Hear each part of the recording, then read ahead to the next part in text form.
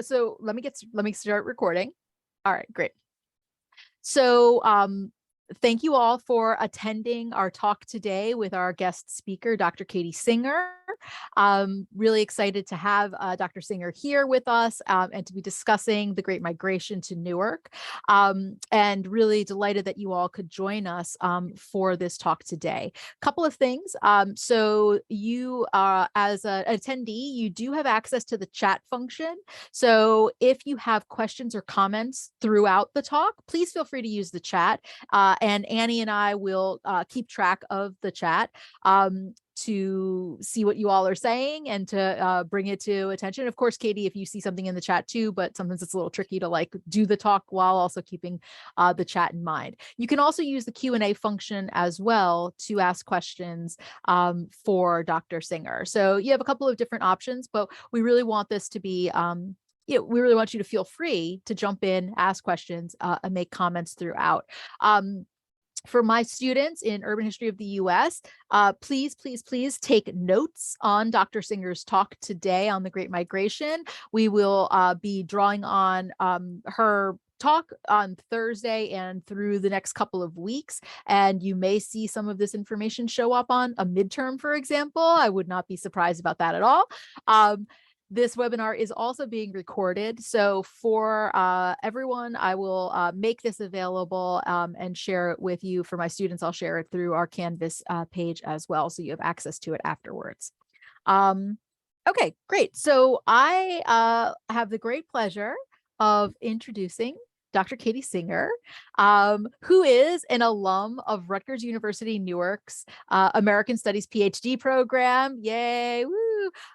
So it's a really delightful to have Dr. Singer with us for a lot of reasons, including that she is an alum of the American Studies program here. She is a scholar, writer, and activist, and brilliant at all three of those identities. And her book, Alien Soil, Oral Histories of the Great Migration Newark, will be out next year with Rutgers University Press. So this is a sort of sneak peek, a preview, if you will, of that amazing work. Dr. Singer spent 30 years in New Jersey before recently relocating to Los Angeles, California, where there is a lot more sun, even though apparently it's a little fall today there, 70 degrees.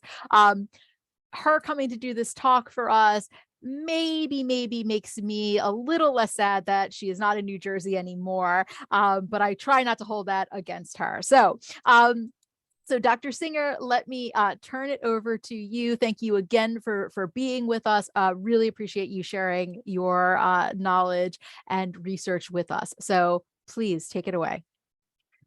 Thank you, Dr. Rizzo.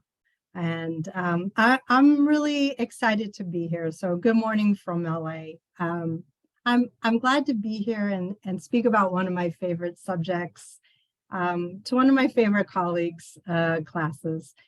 And hello out there to everyone who's tuned in outside of the class. I really appreciate you being here. I know that Professor Rizzo's students have prepared some questions, so we can get to them at the end, but I am going to try to look at the chat too. And if you guys want to interrupt me if I've said something that someone has like a really pertinent, like direct question about, jump in. So we can kind of replicate IRL. All right, so I am going to, God willing, share my screen and show you guys some slides I made, because slides are fun. Okay, I'm gonna assume those, yay, love the thumbs up.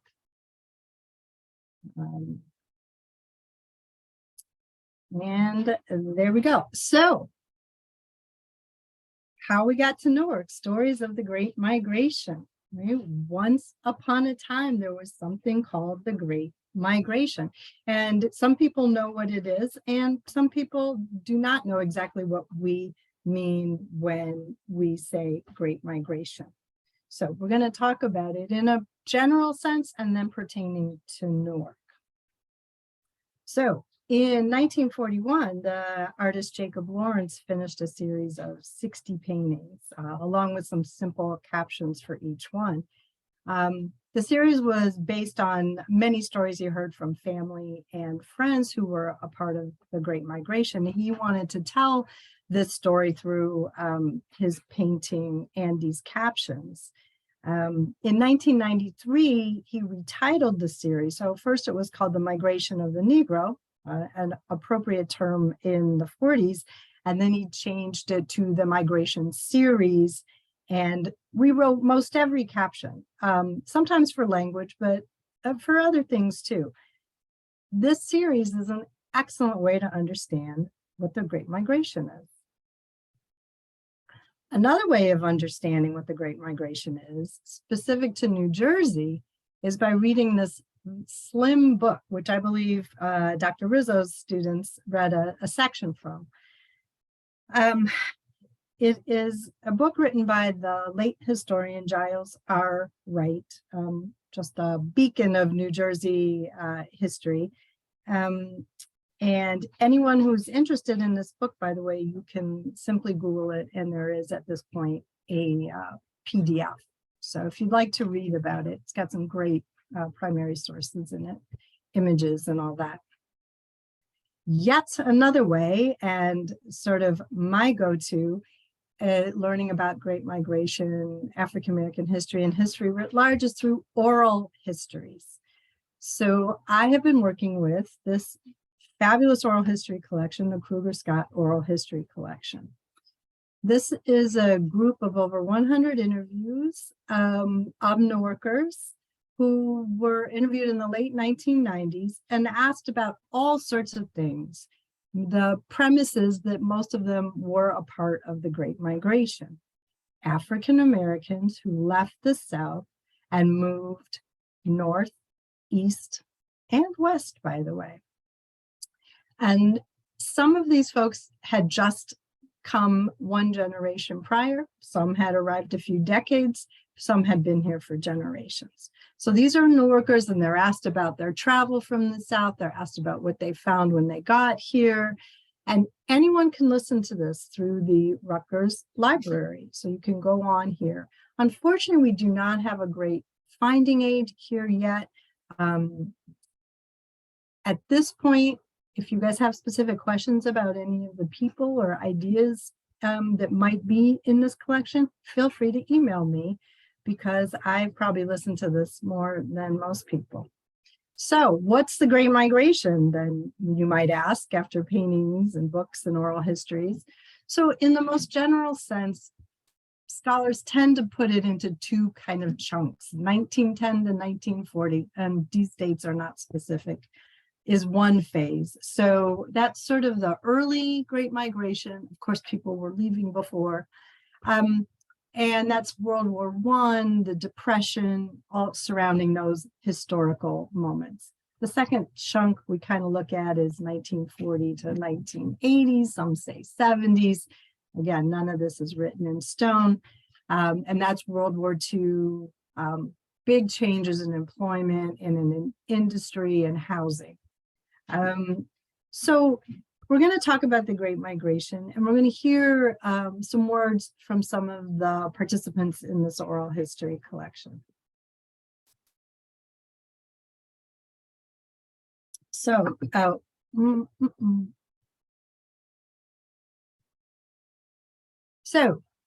in this painting, Jacob Lawrence writes, during World War I, there was a great migration north by Southern African Americans. So jobs were a big reason that folks migrated to industrialized centers like Newark. Newark industry was booming. Okay, we had Port Newark, all sorts of dock workers, shipping industry, tons of large establishments like dry cleaning establishments, and then factories that were making everything from paper cups to glass tubes for televisions later on. So World War I era migration still had a lot of Black people coming to Newark and places such as that, and still being forced to stay in service and domestic jobs. So a Black woman coming at this point would still often be relegated to work as a domestic, Black men in service work. This is one of the questions that gets asked of the interviewees. What were you doing when you got here, or your parents doing when you got here? I'm just going to take a second in case anybody, there's been some question I could respond to at the moment. Okay, we're good. I'll keep going. Oh, come on. There we go. Okay. Jacob Lawrence writes on top of this painting, the war had caused a labor shortage in northern industry. Citizens of foreign countries were returning to their native lands. So this is really relevant in Newark. Some immigrants, especially World War II, chose to go back to their home country to fight in those countries' armies. So that added to the lack of men, white men especially, working in industry in Newark and other industrialized cities. So there was a big labor shortage, and African Americans as well as women were finally enjoying some access to well-paying factory jobs, etc. This would be temporary, and we'll talk more about that. Just to sort of illustrate the relevance of immigrants leaving industrialized spaces, Newark, as you all probably know by now in your class, which I was taking, sounds so fun, where we are and have been full of immigrants. This map is from 1911, so this is kind of the first chunk of the Great Migration, and you can see where folks were commuting, right? And so we have Germans, Greeks, Jews, Irish, Italians. So you could see the potential for folks who, if they decide to go back to Europe, for example, to fight, there'd be a lot of unfilled jobs. Here we have, is the video in the way of the painting? No, not for the participants.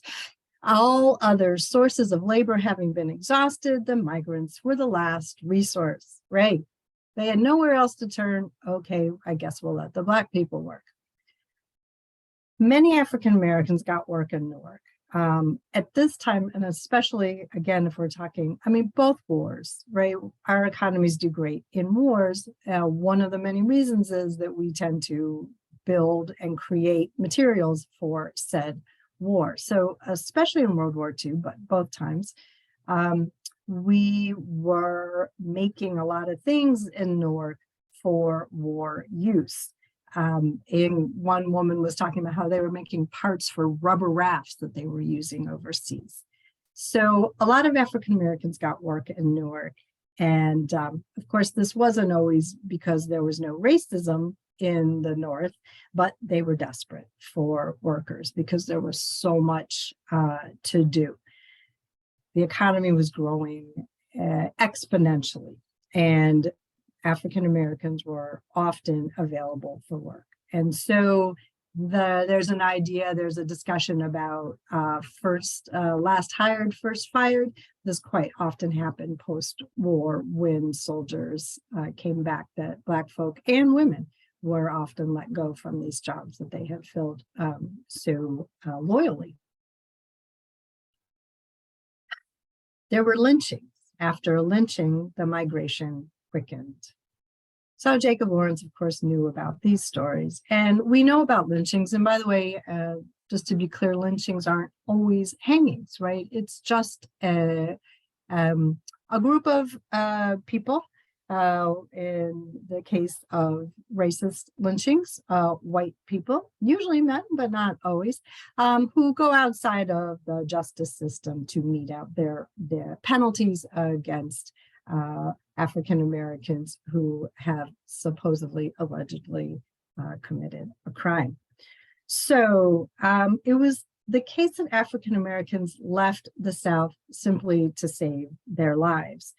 For a long time, the South was an extremely racist place to live as a Black American. Lynchings and other violence were perpetrated by whites, incredibly common. And of course, more subtle forms of racism showed up in business dealings at the same time, for example, between white landowners and Black sharecroppers. Of course, the North was always not the most welcoming place either. We don't want to have some sort of sense that, you know, good guy, bad guy.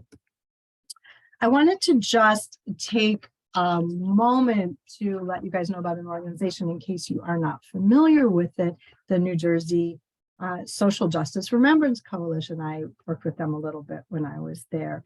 They've just gotten the go-ahead to memorialize the spot where a man named Samuel Johnson was lynched in Eatontown, New Jersey. Perhaps some of you are familiar with that town.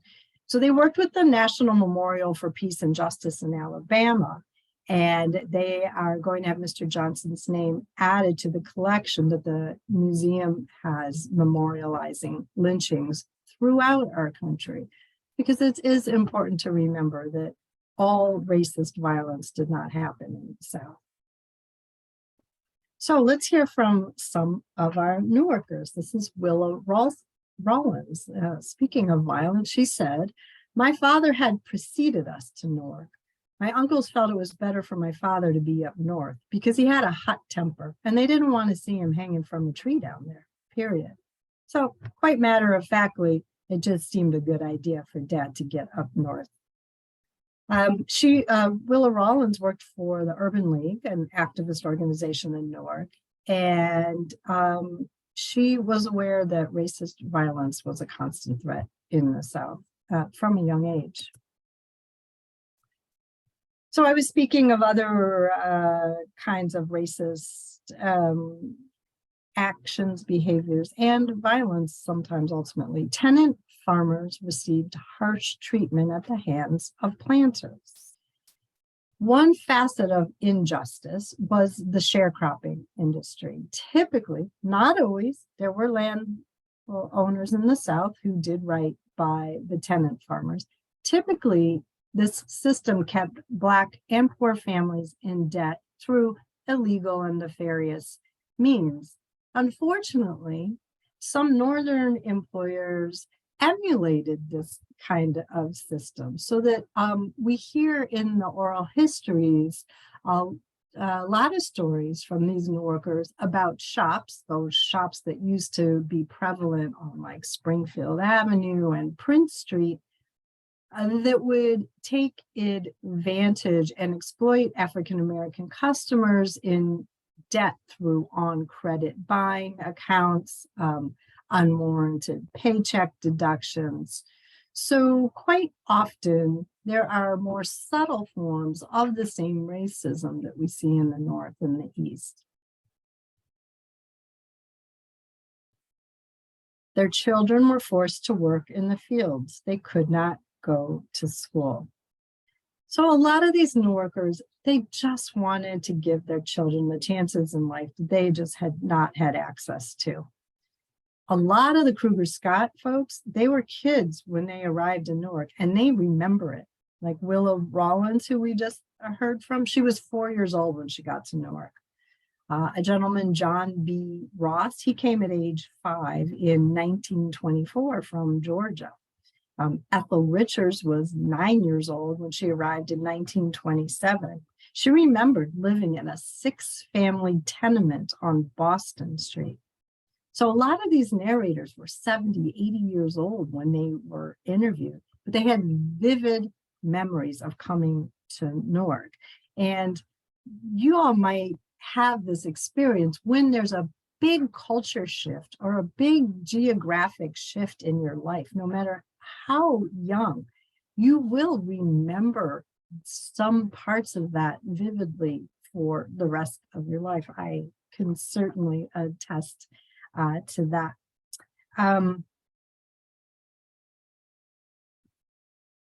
Here is one map. This was from a Philadelphia Tribune article that was arguing that the Great Migration was often based on the movement of trains. So kind of where the trains went, that's where people went.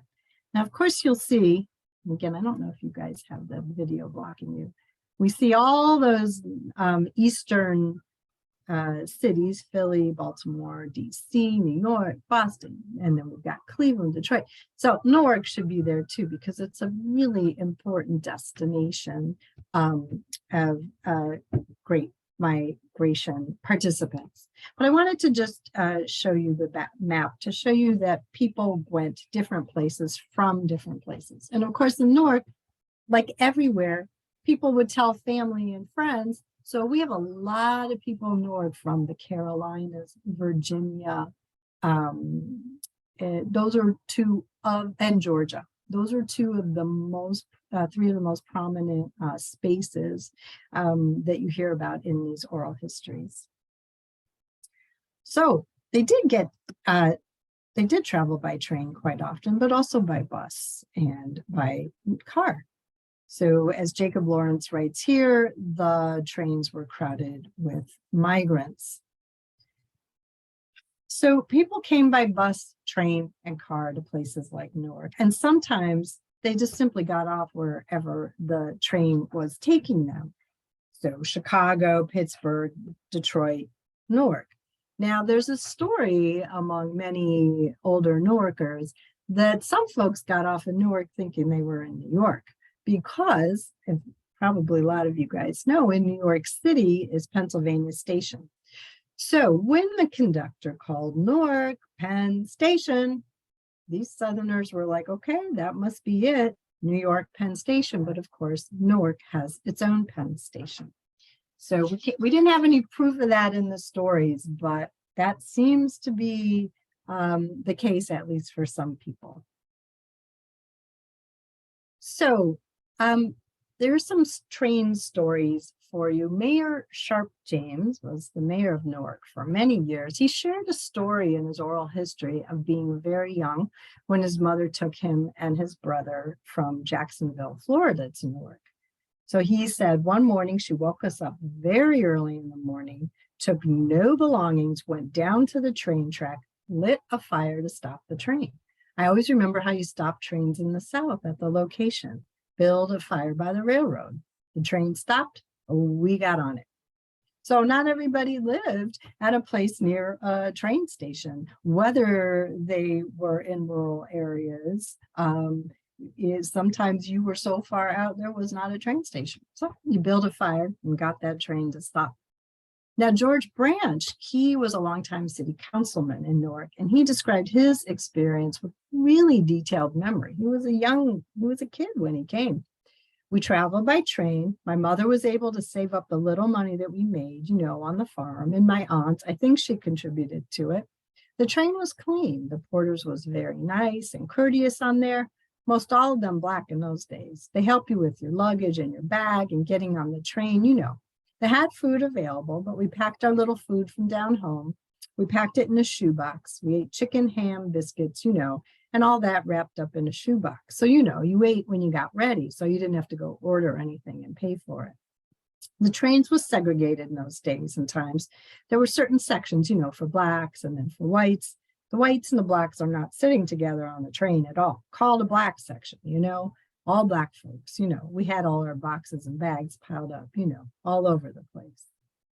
So we often think about segregated transportation as Black folk being at the back, right? The proverbial back of the bus. In the train, as a matter of fact, early on, Black folk were forced to sit up front, right behind the engine, because at that time it was burning coal. So all this, remember, there's no air conditioning, so the windows are down because it's hot.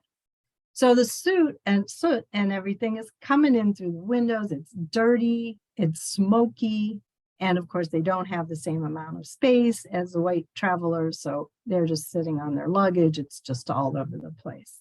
So sounds like George had a fairly nice time of it, but most definitely it was a different experience than if you had been white traveling at that time.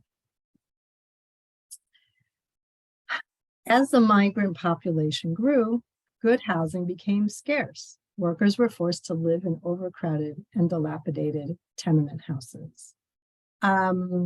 Should I take a minute? Anybody want to, anything I should answer, respond to, stop talking? If you don't say anything, I'll just keep on going. So, Katie, there is one question in the Q&A, and I don't know if you want to address it now or later, but Chris asked, do you believe art sometimes speaks louder than words? So I'll leave that to you, whether you want to answer that now or later. What a beautiful I question. know. I don't know that there's a value, like as in one more than the other, but art sure can speak loud. And I think it's interesting, and I love that question, because Jacob Lawrence did feel the need or desire to add words to his art, because he was really bent on telling a very specific story. But that's such a beautiful prompt. You could write for days about that. Thank you for that. So sometimes the migrants' new homes were much improved from the South, and other times not so much. Mayor Sharp James described a typical apartment for poorer migrants in Newark, circa like 1940. He said, and we were finding one-room apartments where people were gouging us with rent and everything else, and that's how we lived, everybody. You'd walk out in the hall with 5 different rooms. People didn't rent apartments there. It was a room that had families in it, because that's all we could afford. Now, there were a lot of different living situations. By the way, because not all people are the same and have the same experience, not everybody had to move into this small and challenging space. There were people with money who came north too. But in this typical living situation was often a outhouse in the backyard. And for some folks, they did not have indoor plumbing until the 50s, even 60s.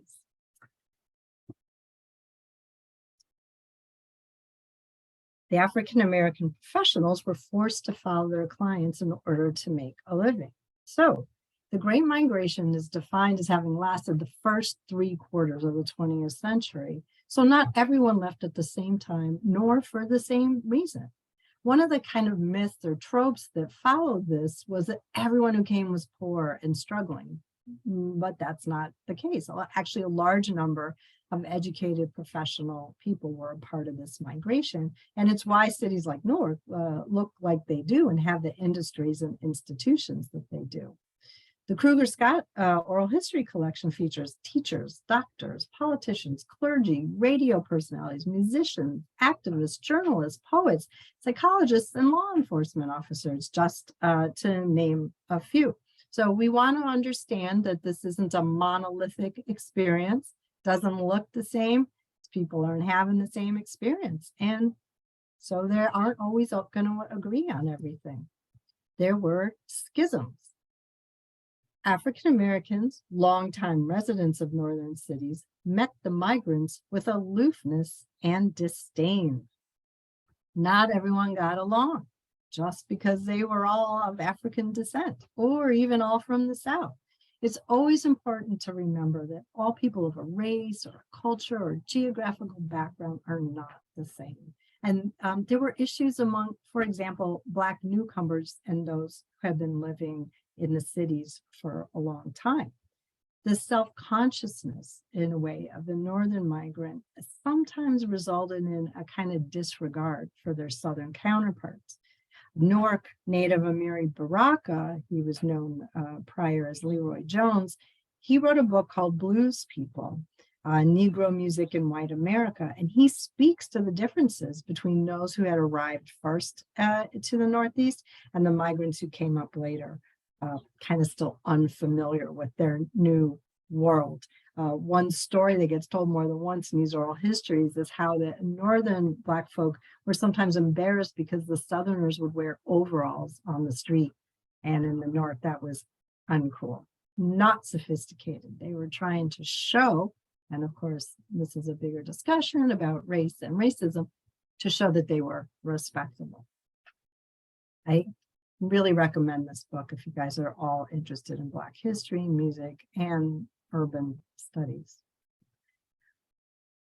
For the migrants, the church was the center of life.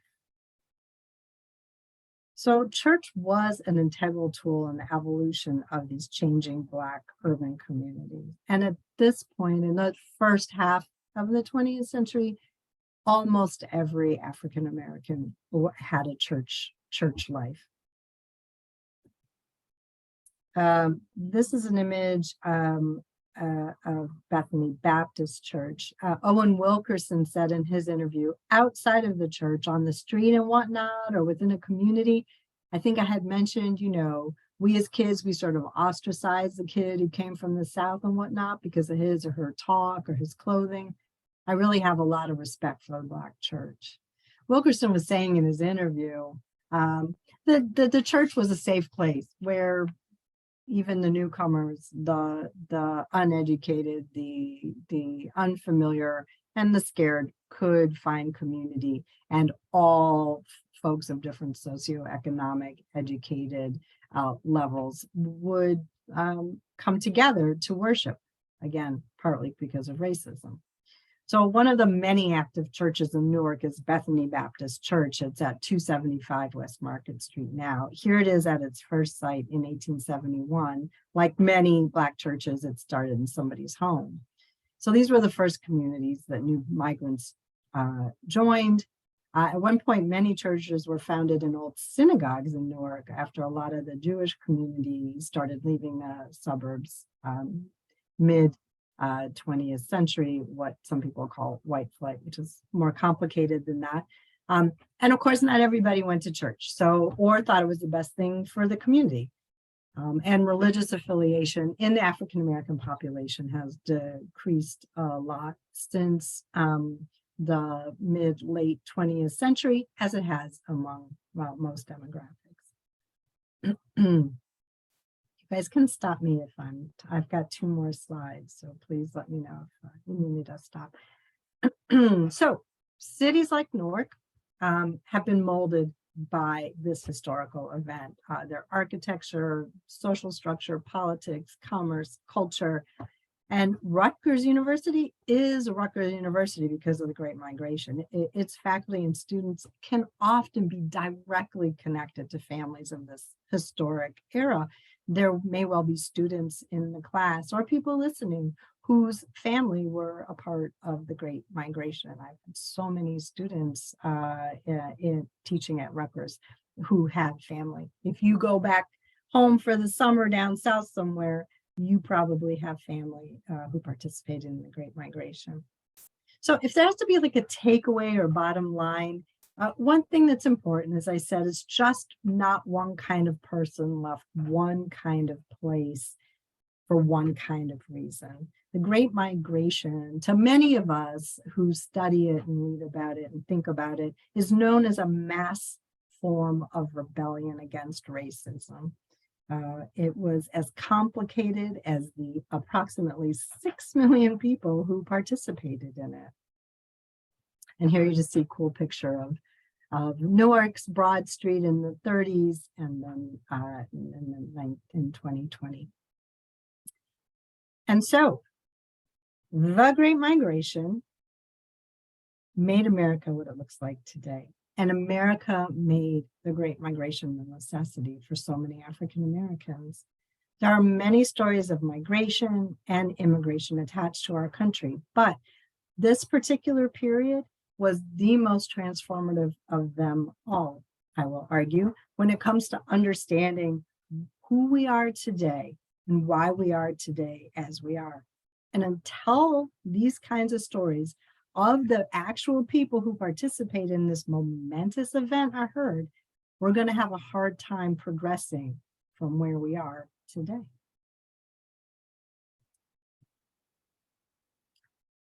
Thank you so much, you guys. Yay, thank you so much, Katie. So let me ask you a question, and then I'll turn it over to Annie with questions from our students. And of course, if other folks have questions, please feel free to use the chat function or use the Q&A function, which is at the bottom of the which you should see at the bottom of your screen. And if you really would rather just say your comment aloud, just put in the chat that you have something to say and we can unmute you. But thank you so much, Dr. Singer, for your talk. It was super helpful to see the sort of scope of the migration. And you mentioned at the very end that 6 million people migrated. And I wondered, and it's also possible you said it and I missed it, how many people migrated to Newark during the Great Migration? Do we have a sense of what that number was? I have looked for that number and can't find it. And I think it kind of goes back to my point that we don't listen enough to actually ask people who were a part of it. So there's probably some really good estimates, and maybe somebody on here even knows one, but I haven't been able to find a good number. And again, I'll say another thing is, and again, I was really just trying to complicate the Great Migration. Some folks went from the South and then went to Ohio or Pennsylvania, and then they came to Newark. So are they part of the Great Migration to Newark? Or so, yeah, I think that's part of it. No, that's actually really interesting. That's in our last class or 2 classes ago, I don't remember now, we talked about immigration. And so we looked at census data as one tool that historians use to understand who came from where. And so I wonder about how the Great Migration shows up in things like census data, if it does. And I understand what you're saying. If somebody moves to like an intermediary place before they get to Newark, it would be hard to understand that. But yeah, I don't know if you want to say a word about tools like the census for historians to use as evidence for this. Sure. So there's some, state information. So it's amazing what you can find, because at a certain time, for example, there were so many racist policies that were recorded that there were studies around the racist policies. For example, there was one resource I found that, interviewed a bunch of people. It was, I think, from circa 1940s, and asked employers if they'd be willing to hire a Black person. This was in New Jersey. And then how many employers were willing, and then how many employers won't because they're concerned about the customers being uncomfortable with a Black employee. So those kinds of stats are often quite useful. But as we know, it wasn't just the slave period where people didn't care about Black people's lives. and so a lot of things were recorded all the way through the 20th century, which again is one reason oral histories are so necessary. So you have to anytime we see, this happens with medical statistics too, how often we go back to a study and realize they only used white male patients to come to some medical conclusion. So anyway, now let me start but African Americans are often left out of census information unless it's specifically about them. That's great. Thank you. And I do want to just note that Beth Zach Cohen, who is at the Newark Public Library, did throw into the chat some information, and she says it does show up on censuses. Black population grows a lot during both migrations, excuse me, and then has a link to a digital object from the Newark Public Library that speaks to this. So thank you, Beth, for sharing that with us. That's super, super helpful. And of course, always the Newark Public Library people are like on top of it. They got it like right at their fingertips. They're going to tell you exactly how to get to what you want to know. So that's super. Annie, let me turn it over to you and to some questions from our students. Sure. Hi, Dr. Singer, and hey, students. I just wanted to throw out a couple questions about labor that we had on our Q&A discussion board on our Canvas website.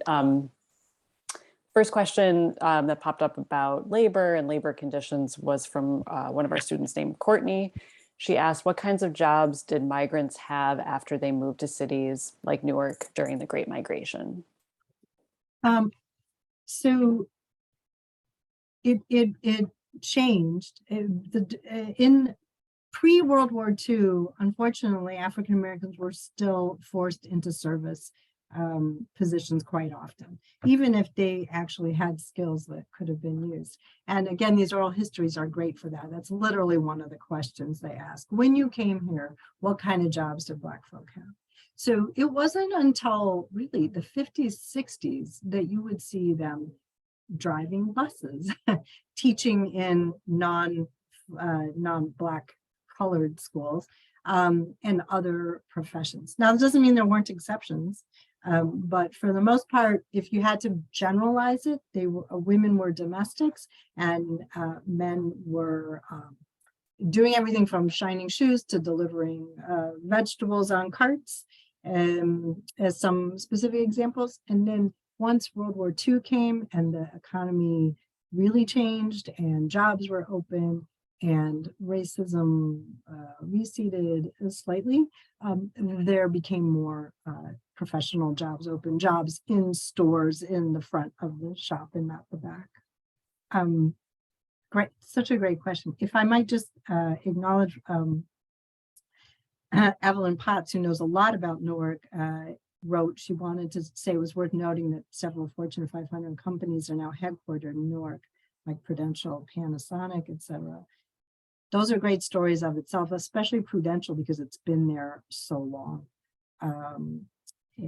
And has its own story about African Americans and Newark. So yeah, Newark is now such a corporate headquarters too. Thank you for that, Evelyn. And I'd love to ask a follow-up question about labor.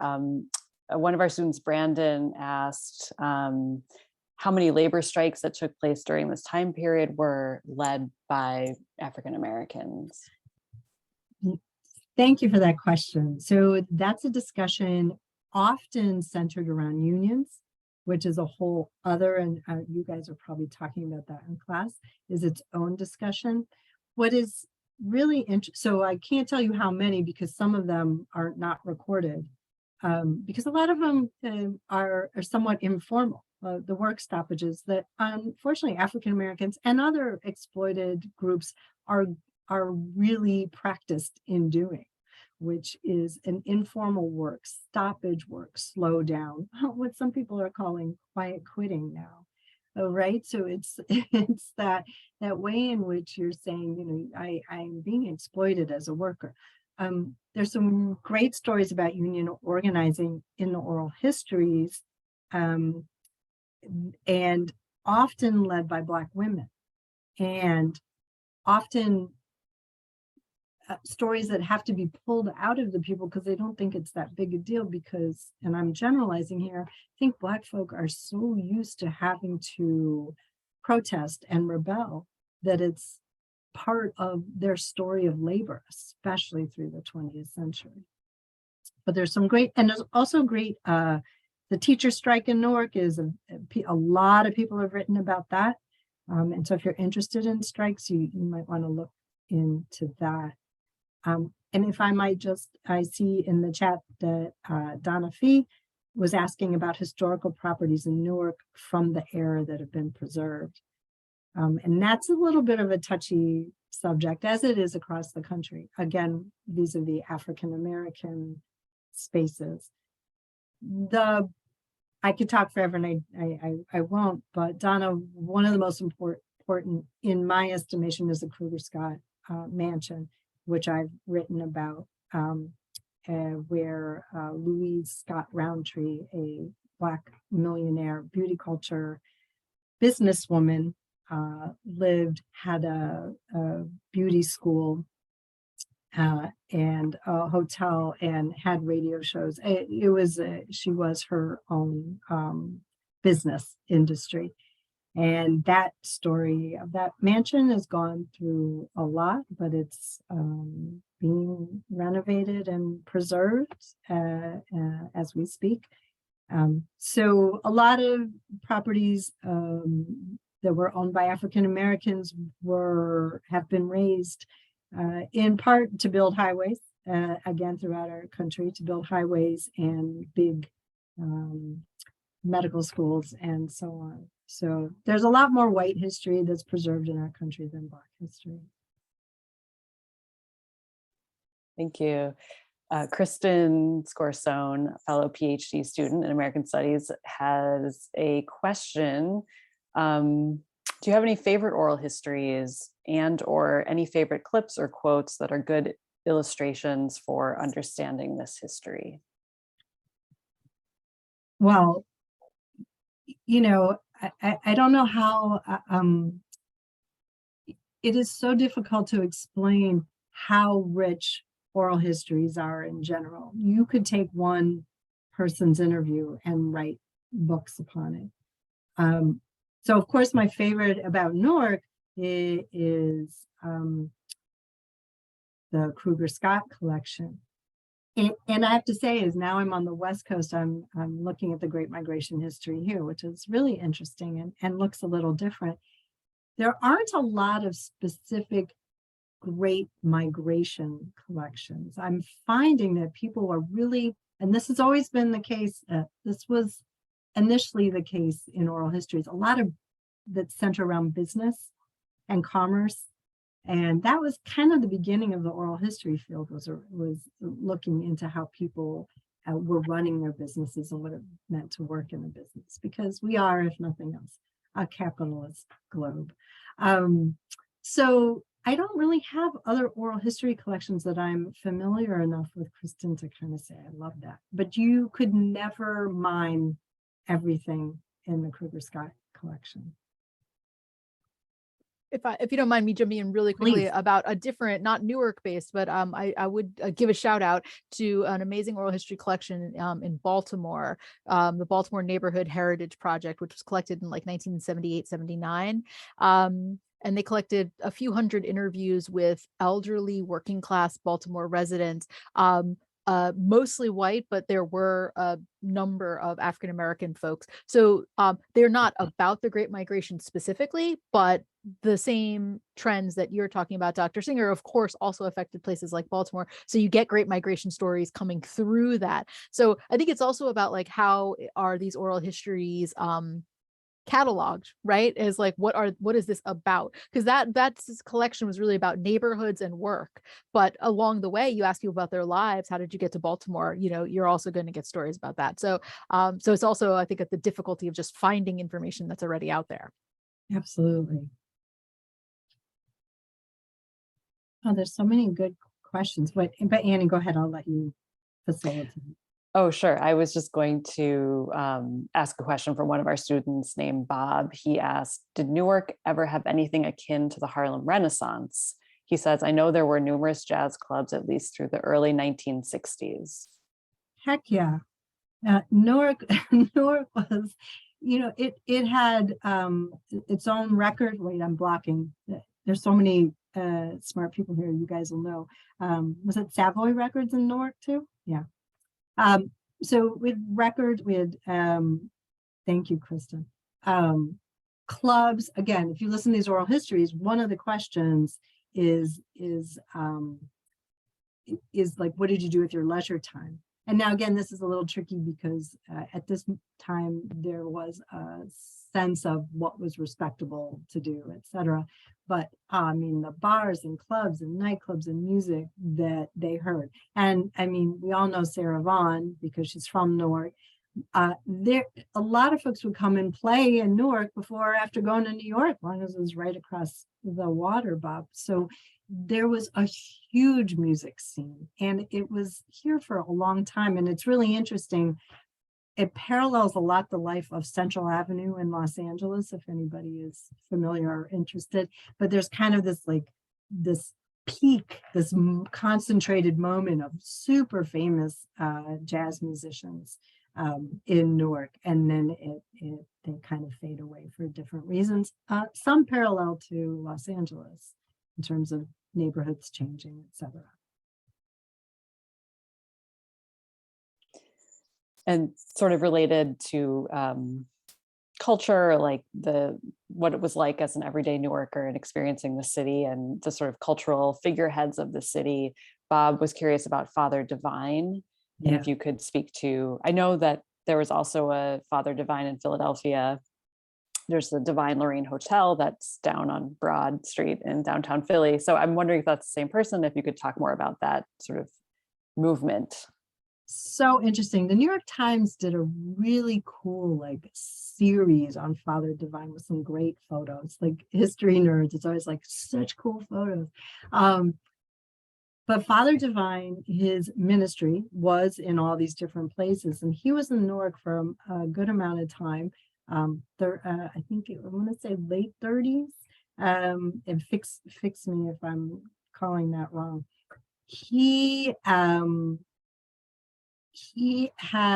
was in the Hotel Riviera and bought the Hotel Riviera, and as he was famous for doing, would have these gala meals for like 5 cents, so that a lot of people in poverty could come and eat some beautiful meal. I mean, the spreads were like ridiculous. They had the whole rule of how things are set out and everything.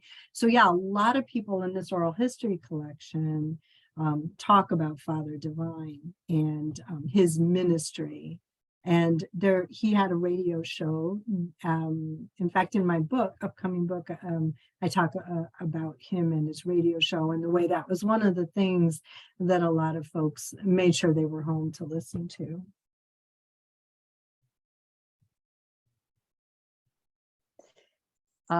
Thank you. I'm looking through the chat, trying to make sure I keep up with everybody's questions, but there's a question or comment about art from someone, Kemuja, an attendee. They say, I can feel emotion of the art. If you were raised in the 60s and 70s, you remember what your parents went through, whether you were Black or otherwise. Have you had that experience too? And it's making me think of a question. Do you think there would ever be a project of, descendants of the people who migrated, and that kind of how historical memory plays out through the descendants of the Great Migration, the folks who migrated, and if the oral history collection is growing to include those sort of descendant stories as well, or if it might grow in that direction. So I love that idea. A good number of the oral histories are descendants of Great Migration participants. So people who were actually born in Newark. And it could continue to grow. And I'm on this foundation, the Newark Scott Civic and Cultural Foundation. And part of our mission is to keep these kinds of histories alive, especially around Louise Scott, entrepreneurs, Black women, and as Tim Chris said a little bit earlier, that whole story with Black women and tenant strikes, absolutely.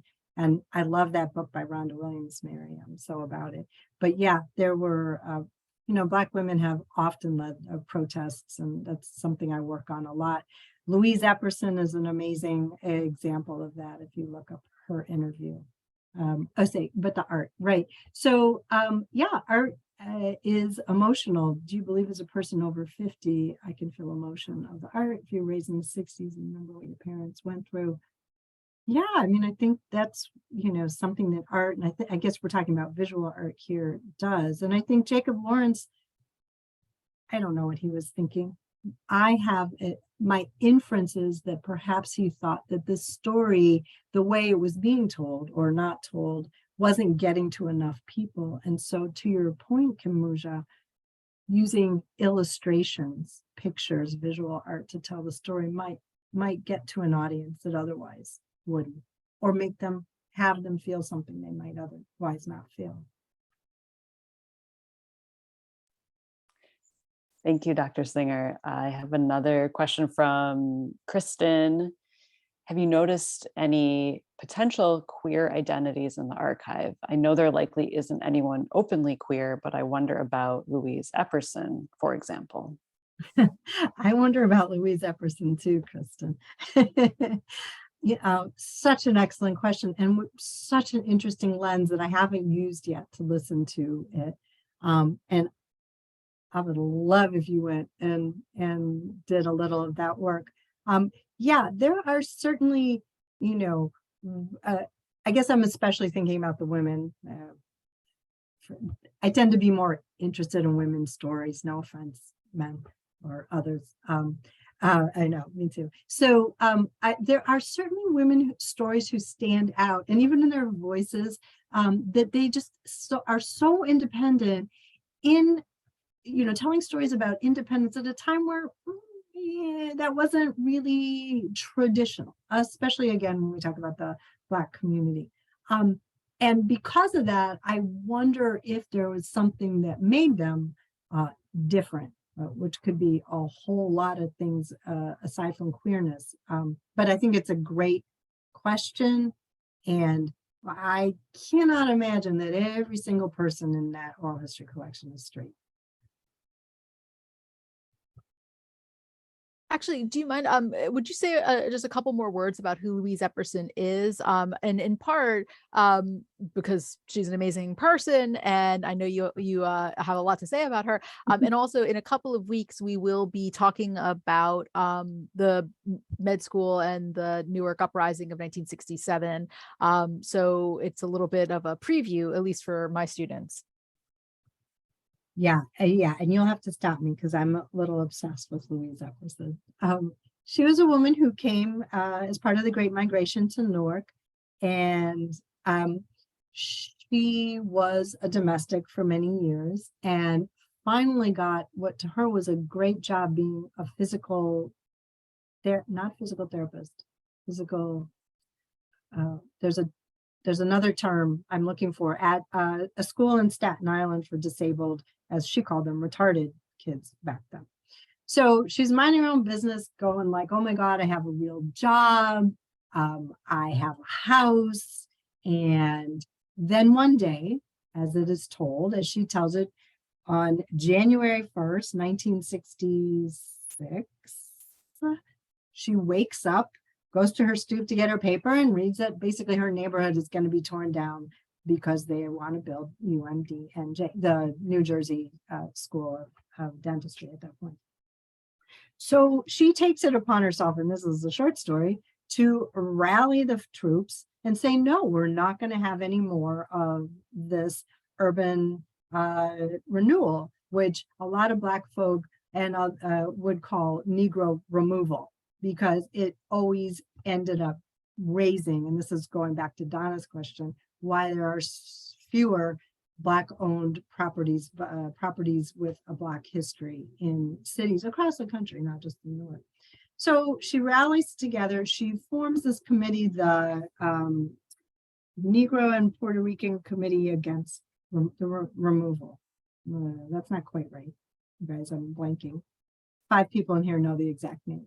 So because Puerto Ricans as well were a part of the exploited demographic in Newark for a very long time, they were often living in these same or nearby neighborhoods with Black folk.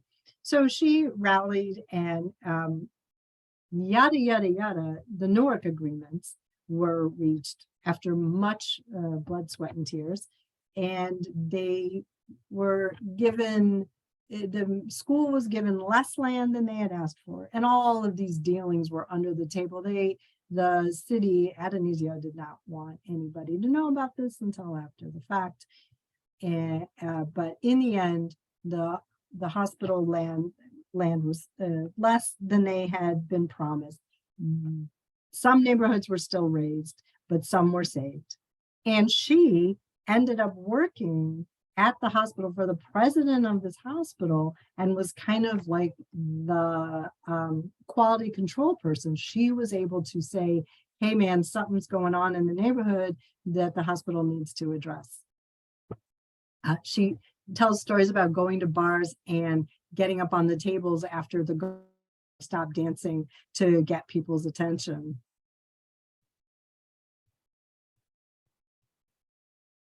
Thank you. I appreciate that. Dr. Singer, we have a few more questions about labor that popped up on the class discussion board. So circling back to that, we talked about that a little bit earlier, but one of our students, Gary, wanted to know why wasn't that jobs for African Americans disappeared around the world wars, and tying that into the Great Depression. What accounted for that tenuousness of being employed. And then also one of our students, Yash, wanted to know about the New Jersey chapters of the AFL and the CIO and certain labor groups. And then also I'm sort of curious, not to create a behemoth of a question for you, but what's the legacy of organized labor in New Jersey as it pertains to Black people today? So, yeah, I am not an expert on the union history, the labor history of Newark. And there's so many people who are, including people on this call who probably know more specifically.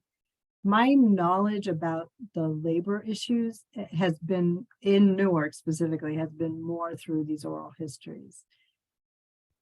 So what I will say, and again, the teacher strike is a really good illustration, if you look that up, of a moment where, one of the moments where this discourse around race and unions really comes to fore. Another one is construction. There was a lot of discussion about construction, for example, around Barringer High School and how Black folk weren't being given these jobs. So the unions were a little, and this has been the case across the country, slow sometimes to embrace African-American workers. That's a more contemporary situation.